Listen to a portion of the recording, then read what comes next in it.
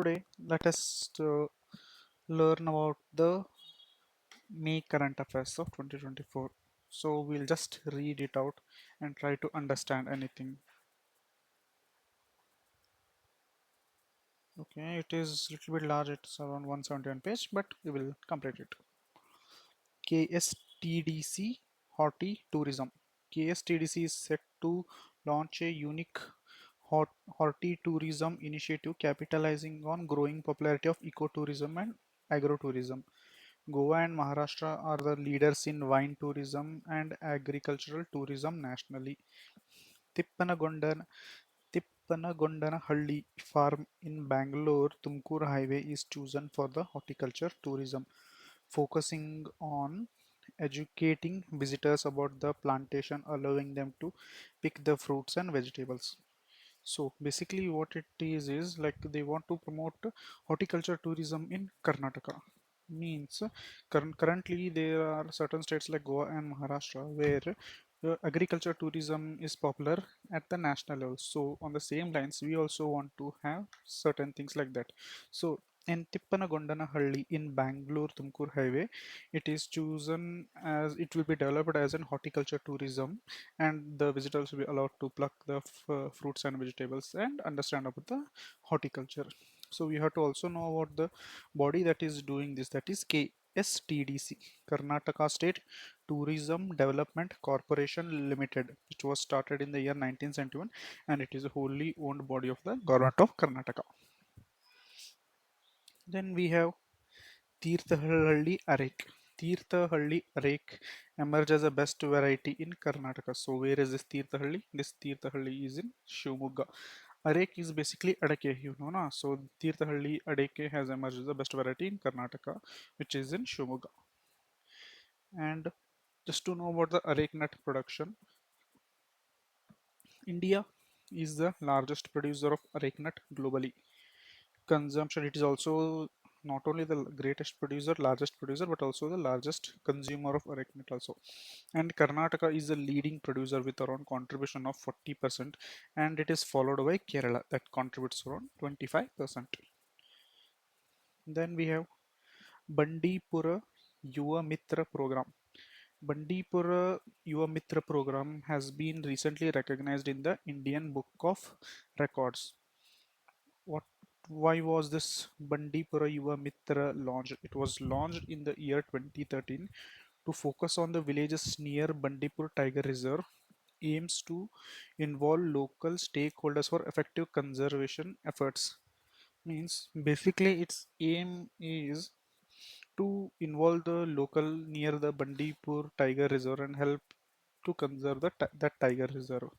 So program details are learning by exploring approach, under for underprivileged students, emphasis on understanding the forest ecosystem services, and the involvement of UNDP and UNEP is also in this project. And the record it is holding because it covered around 8,410 participants participated in this for around 162 days. So this in itself is a record.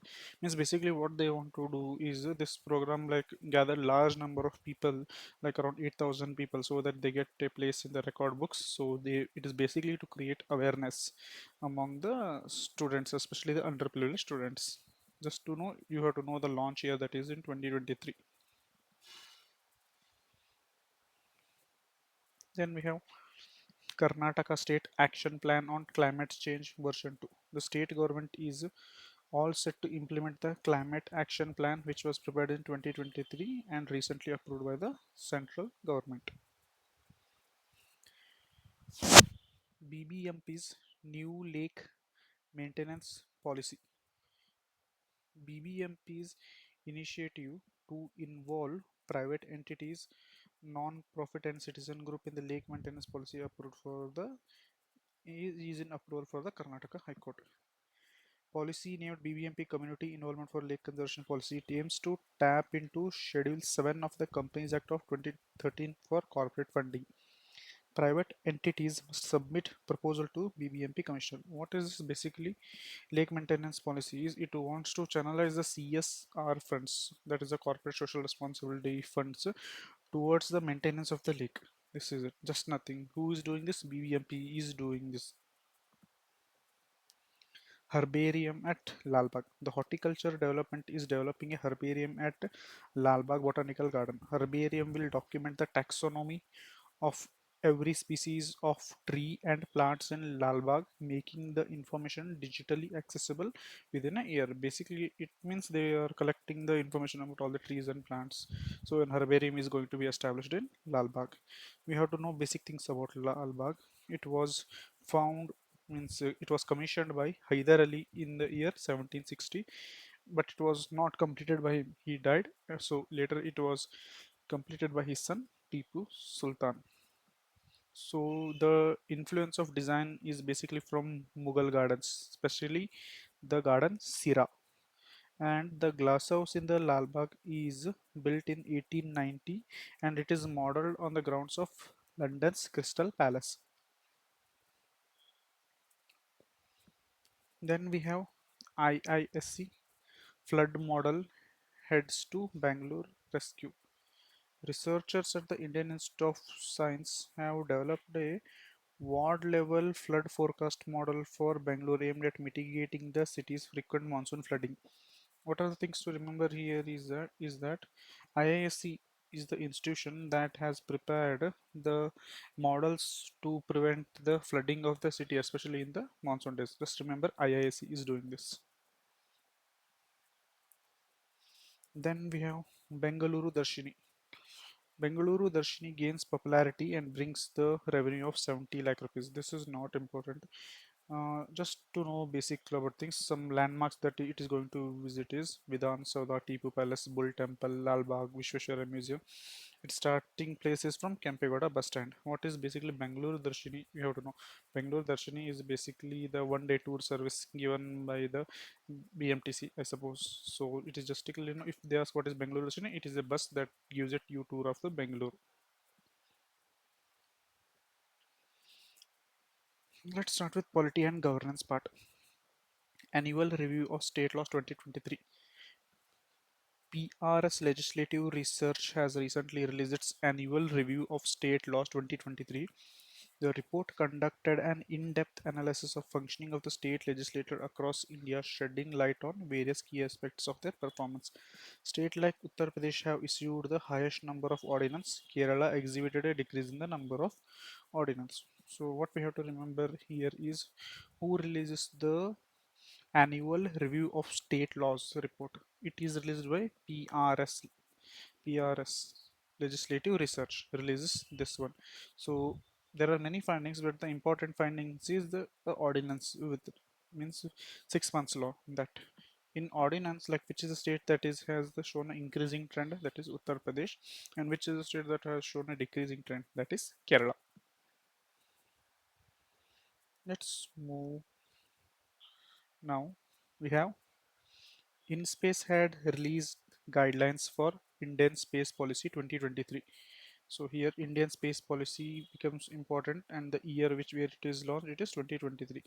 In space, Indian National Space Promotion and Authorization Center released norms, guidelines and procedures for implementing the Indian Space Policy 2023, provide a predictable regulatory regime, transparency and ease of doing business in Indian sector. So basically nothing but they have released the space policy of 2023. So we have to know here about this body in space which has released the guidelines for the space policy. So in space was established in the year 2021. It aims to enhance the private sector participation in the space activities. It not only is responsible for increasing the private sector participation in space, but also it is an authorizing body, means it manages and regulates and authorizes the space activity by the government and non-government entities and promote the space NGEs in space activity. Means it is the body that has authority to give the activities in space, means this activity can be done, this activity cannot be done. It is basically an authoritative body, just know that. And what are the roles? Means what is this role and responsibility? ISRO will concentrate on developing new technologies. It will do the R&D part. NISL, you might have heard this, New Space India Limited, which was in around 1990s, I guess, established.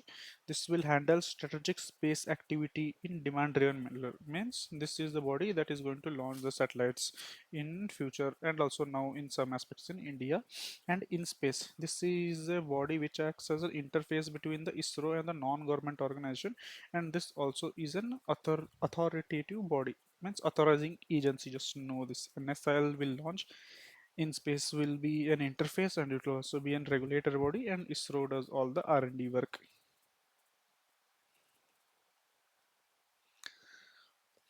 Swachhata Pakwada in Northeast. What is the Swachhata Pakwada?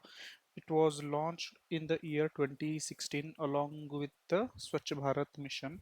It its objective is intense focus on Swachhata issues or practices by engaging central government ministries and department. Or what are its aims and implementations? It aims to involve all ministries and departments in Swachh Bharat mission activities. So basically, what is the Swachh Pakwada? It is basically engaging the government, means especially the central ministries and the departments in the Swachh Bharat Abhiyan. This is basically Swachhata Pakwada. It was launched along with the Swachh Bharat mission also. So basic things about Swachh Bharat mission. It was launched on 2nd October 2014. It covers both rural and urban areas, and the rural component is managed by Ministry of Jal Shakti, and the urban is managed by the Ministry of Urban Development. Then we have MVPI, which is Matter IO Vigilance Program of India. Just know the name. I think it's not the correct pronunciation, but just understand. Matrio Vigilance Program of India. It was launched in the year 2015 to monitor medical devices safety in India. It includes electronic equipments, implants, consumables, surgical instruments, and in vitro diagnostic reagents. So currently the framework for the medical devices, they are regulated under medical device rules of 2017, and we also should know that India is heavily dependent on the imports, especially for the medical devices, and the reliance is about around 80%.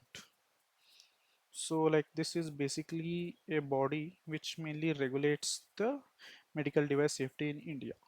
There might be some issues, so this is in news. So just know the what is Metro Vigilance Program of India means. It is the thing that is dealing with the medical device safety in India, and India is not a self-sufficient country with terms of medical devices. It is 80% dependent on foreign imports. PM Vani, Prime Minister Wi-Fi Access Network Interface. Public Wi-Fi hotspots under the PM Vani scheme are nearing around 2 lakh mark in the country. So this thing has been in news. Just to know about the basics of PM Vani, when was it launched? It was launched in the year 2020. What are its objectives? Its objective is to provide affordable and high-speed internet connectivity in rural and remote areas. What are its main components? One is the public data office PDO, and another one is the public data office aggregator PDOA. And no license is required for PDO from Department of Telecom, and no license fees is also required to set these up. Then let's start with the economy news. Indian Renewable Energy Development Agency. Indian Renewable Energy Development Agency public sector undertaking was granted the Navaratna status from the Department of Public Enterprises. Means basically this is a company IREDA, Indian Renewable Energy Development Agency, and this has got recently the Navaratna status. What does this body do? Promotes, develops, and extends financial assistance for new and renewable energy projects, and its motto is energy forever. Just to know about the basics, like how a company can get a Navaratna status. Navaratna scheme was launched in the year 1997. And the criteria to get the status of Navaratna is, first of all, it should be a mini Ratna of class 1 and it should have a net profit of around 5,000 crore for the 3 consecutive years, or it should have an average turnover of around 25,000 crore for the 3 years, or the annual net worth of 15,000 crore. So, what will happen if a company gets the status of Navaratna? Gets financial independence and can invest around 1,000 crores without the approval of the central government, and it can also invest 15% of its net worth in a single project to, and it can also enter into technological joint ventures with the foreign countries. Integrated pensioners portal, so there are some two I guess, yeah, two portals that you have to know which are related associated with the pensions. First is the Bhavishya portal, Bhavishya platform. This platform ensures end-to-end digitalization of pension processing and payments. Means the pensions that are held by some officials and all, they are going to get streamlined. So this platform mainly provides end-to-end digitalization of the pension processes. Then we have centralized pension grievance redressal and monitoring system, which is an online platform for speedy grievance redressal and effective management. Basically, it is nothing. It is like grievance redressal mechanism. If your pension is get stuck in some official level, and you can register your complaint in this location.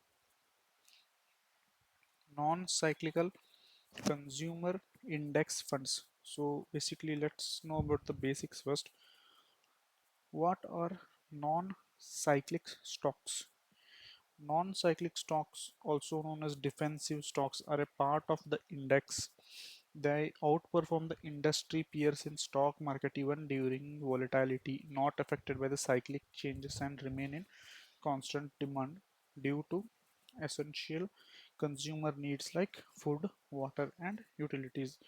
What is this telling? This is basically telling that these are the stocks which are not affected by the cyclicity of the economy. Means the economy is in a boom phase, the economy is in the burst phase. These company stocks are not that greatly affected.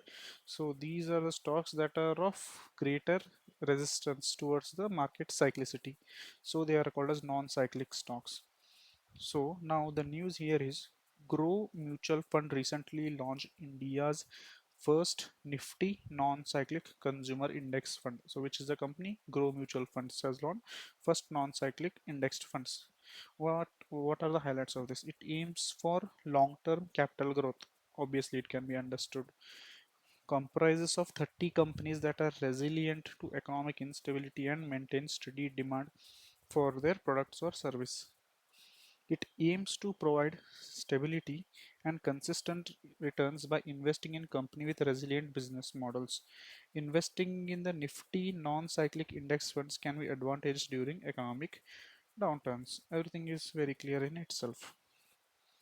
Corporate Governance Charter for Startups.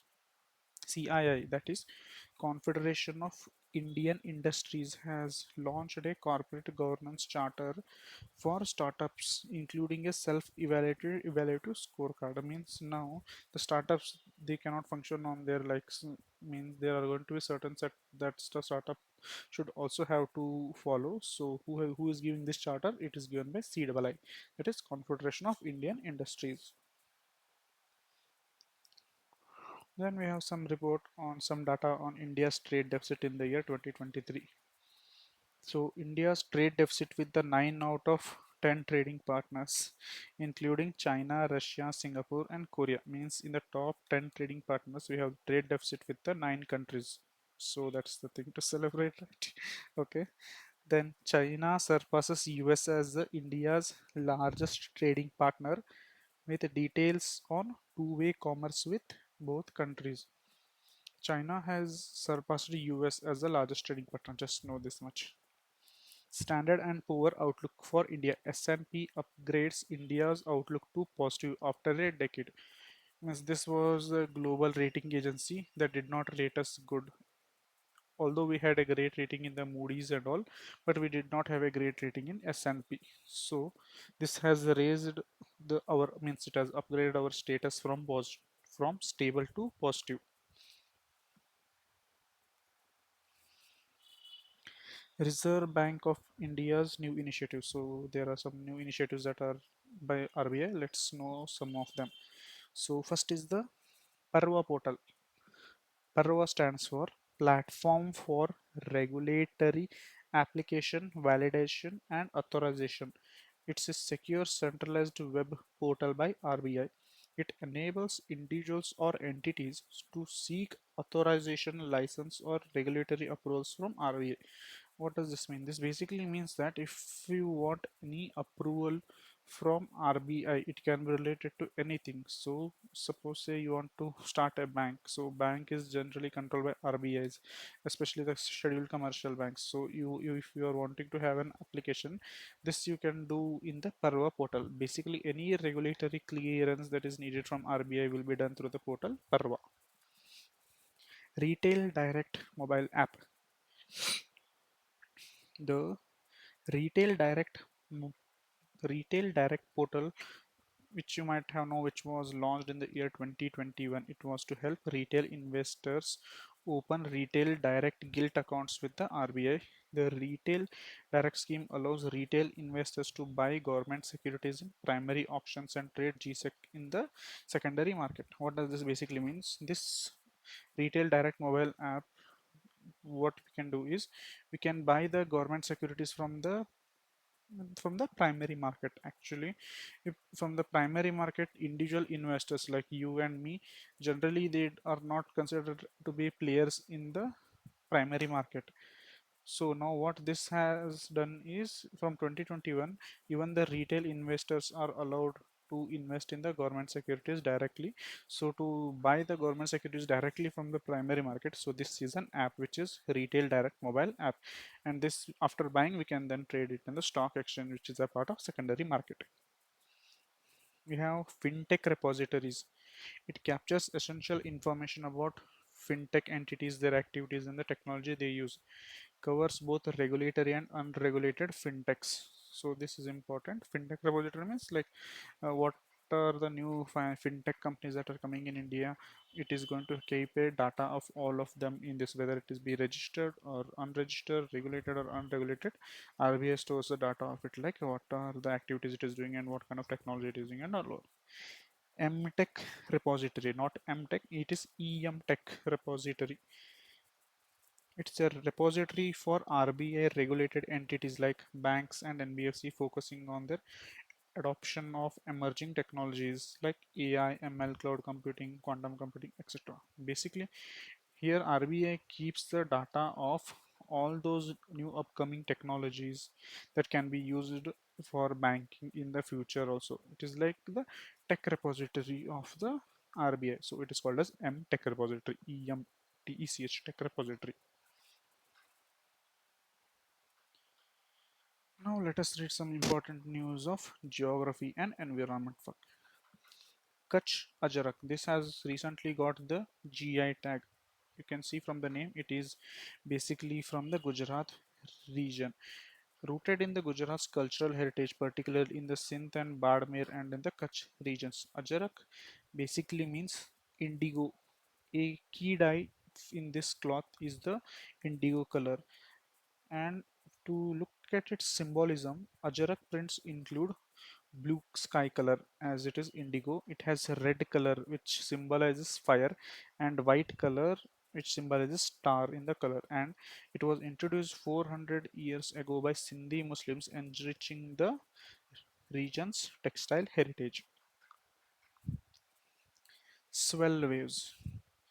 Inkois, which is based in Hyderabad, has warned the coastal states like Goa of the swell waves. What are these basically swell waves? These are potential high energy waves. How do they form? They form due to distant storms like hurricane or persistent gale winds. Means they, if the region that is far from is suffering from cyclone, or it is some kind of a disaster is happening there in the beach of our India, we are getting the high powerful waves. So these are called as swell waves. Transfer of Transfers large amount of energy from air to water, means the energy transfer maximum that occurs in this case is from air to water, not from water to water. and have more defined shape, narrow range of frequencies and direction, propagate independently of wind direction.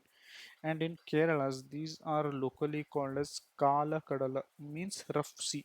Kadal, Kala Kadala, rough seas.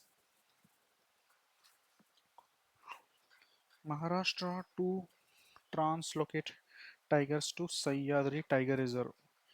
To revive the population of the tigers in the Sahyadri Tiger Reserve, the lone tiger reserve in the Maharashtra western region, the forest department will translocate the tigers from Tadoba Andheri Tiger Reserve to Sahyadri Tiger Reserve. Here, what thing we have to understand is the tigers are being shifted from the regions of the east to the west of the Maharashtra, that is from Tadoba Andheri Tiger Reserve to Sahyadri Tiger Reserve of the Western Ghats, where the tiger populations are very low.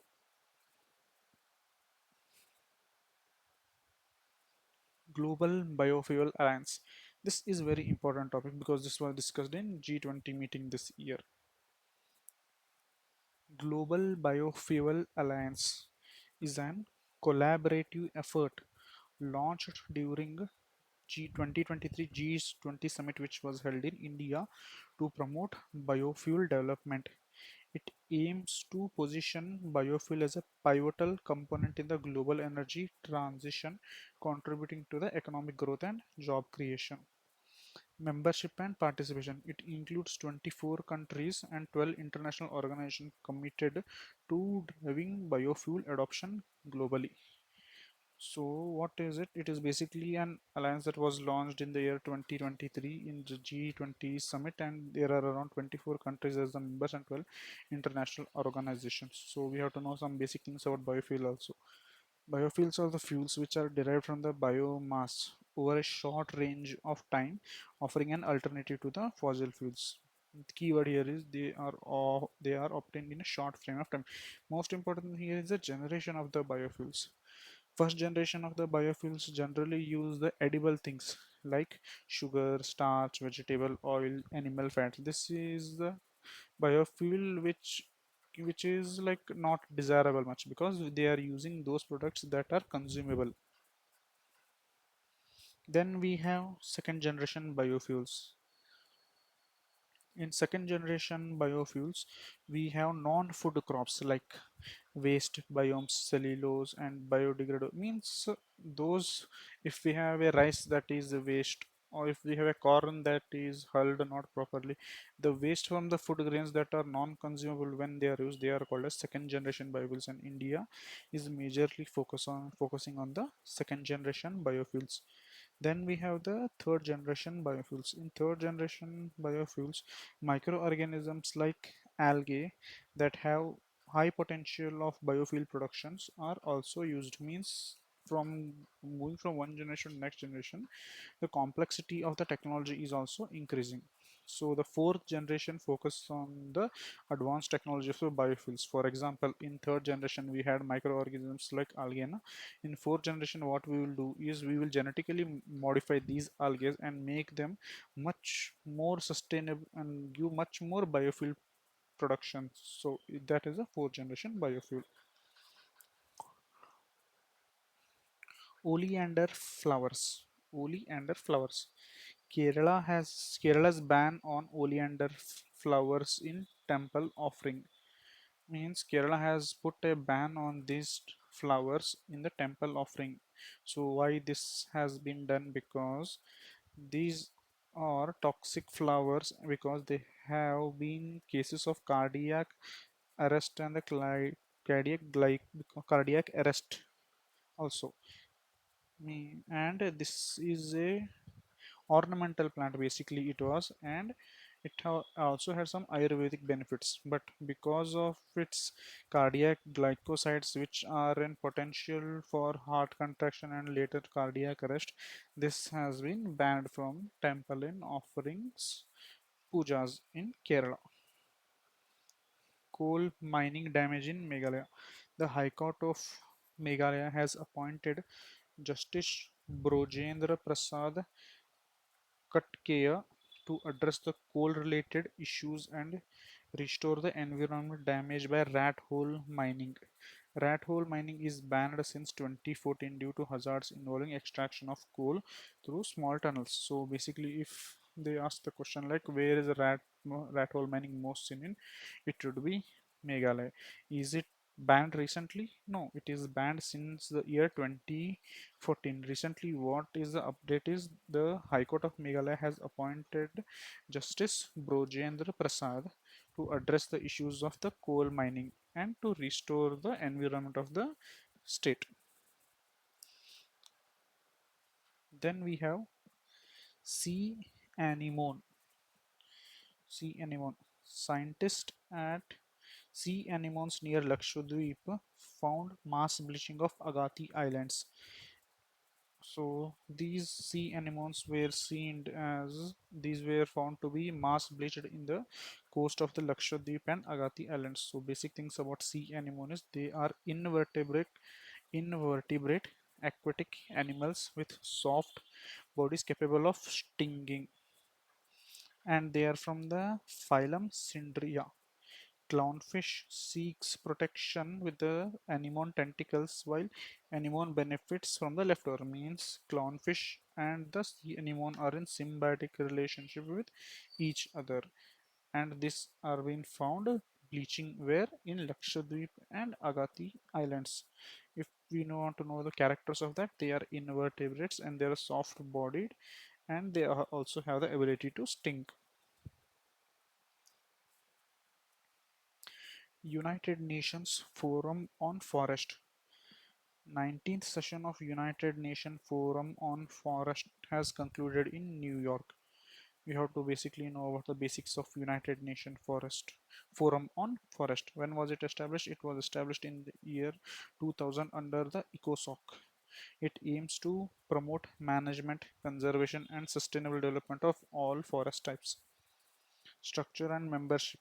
Its annual meetings are held in New York and the membership is universal. Means if you are a member of United Nations, then you are automatically the member of United Nations Forum on Forest. India is also a founding member of these in the year 2000. Then we have news of soil nailings for Nilgiris. The state of Tamil Nadu's highway department is undertaking the stabilization of slopes around the Nilgiris major roads at 5 locations by growing grass to prevent soil erosion. Basically, what the Tamil Nadu government is doing is in the areas of the Ghat sections and all, they are soil nailing it. Means here we have to basically know what is soil nailing. In the image here you can see na, whenever there is a slope, there is a chance of landslides or soil being come down in the form of sill and all. So they just add some nail kind of things and make it make it resistance against the soil erosion. So soil erosion is a geotechnical engineering techniques involve inserting reinforced elements into the soils to strengthen it so that it does not slip away.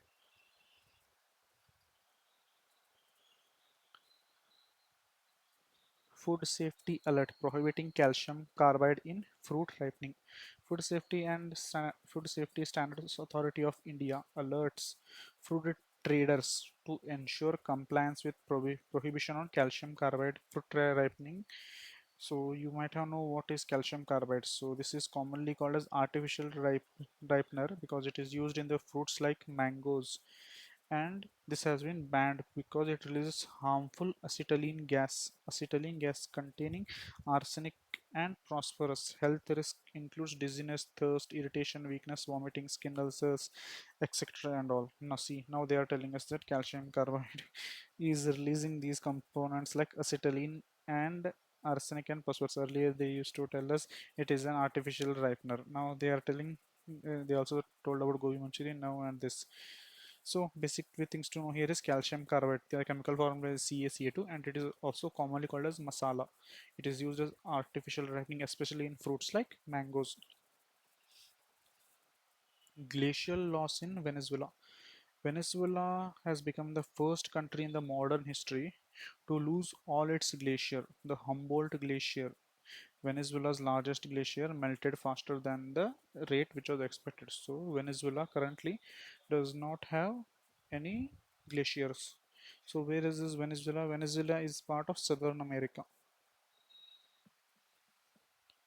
National Endangered Species Day. When is it celebrated? It is celebrated on 17th May 2024. What is the theme of the National Endangered Species Day? Celebrate saving species is the theme. We have 46th Antarctic Treaty Consultative Meeting (ETCM). That is 46th ETCM. The hosting of the 46th ETCM by India shows its commitment to international scientific cooperation, environmental responsibility, and Antarctic cooperation. Where was this meeting held? It was held in Kochi, India. And which ministries are responsible for holding this? This is Union Minister of Earth Science through National Center of Polar and Ocean Research. So, basic things first. What is Antarctic Treaty? When was it signed? It was signed in Washington in the year 1959. Basically, its aim is basically to preserve the Antarctic region in its pristine form. India has been a consulate party since 1983 and it is not a founding member. By being a consultative party since 1983, it is demonstrating significant research activity in India.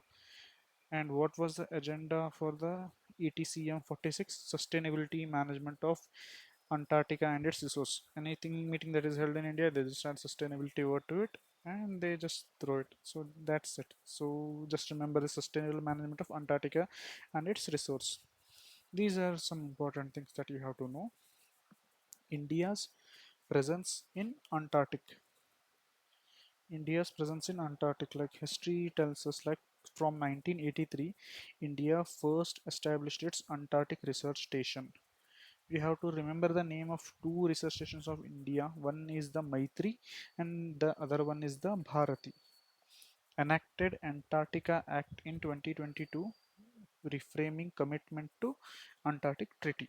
Okay, means we enacted this act of 2022 in 2022 so that we show to the global stage that we are also involved in this treaty very much. Supreme Court's decision on mining activities at Sariska Tiger Reserve. So where is this Sariska Tiger Reserve? The Sariska Tiger Reserve is in Rajasthan. Supreme Court ruled that mining within 1 kilometer radius of this critical tiger habitat is a violation. So basically we have to know it is like Sariska, where is Sariska? It is in Rajasthan. Then we have some species in news. First, let's know what Bahral. Bahral, also called as blue sheep, is found in India, Bhutan, China, Myanmar, Nepal, and Pakistan. So this was also in news. So if they asked what is a blue sheep, it is Bahral. So we'll take a pause here, then we'll continue it later.